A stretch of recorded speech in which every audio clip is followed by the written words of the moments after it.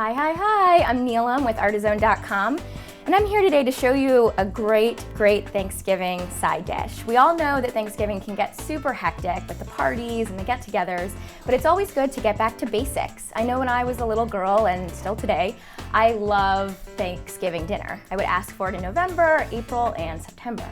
So today, I'm going to show you how to make an easy gravy that takes no more than 5 to 7 minutes, and pretty much you've got everything in your closet already.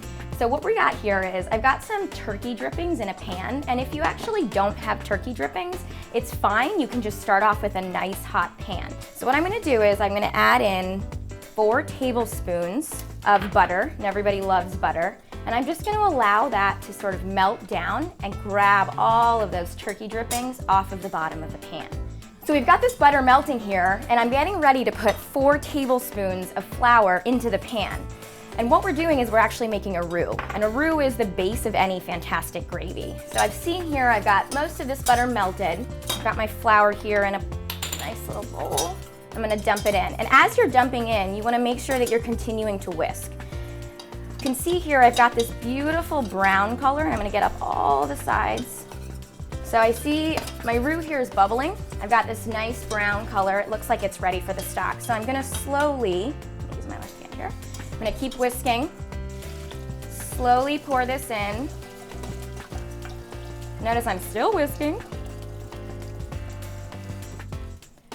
And while I'm letting this heat for a little bit, this is the time that you can add some of your aromatics. So I love adding sage. I think Thanksgiving, you can never have too much sage. The smell always brings me back to comfort and warm socks and blankets.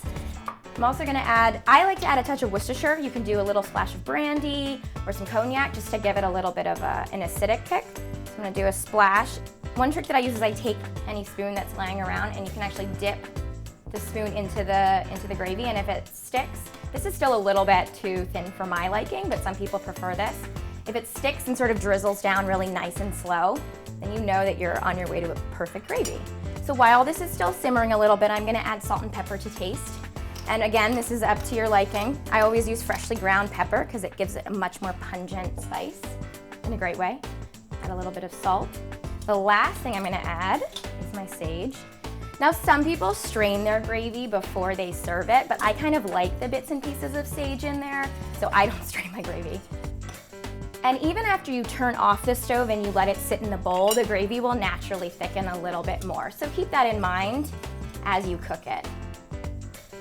Now you've got this amazing gravy for your Thanksgiving dinner, because really, without the gravy, there is no turkey. Thanks again, I'm Neelam with Artizone. Happy Thanksgiving!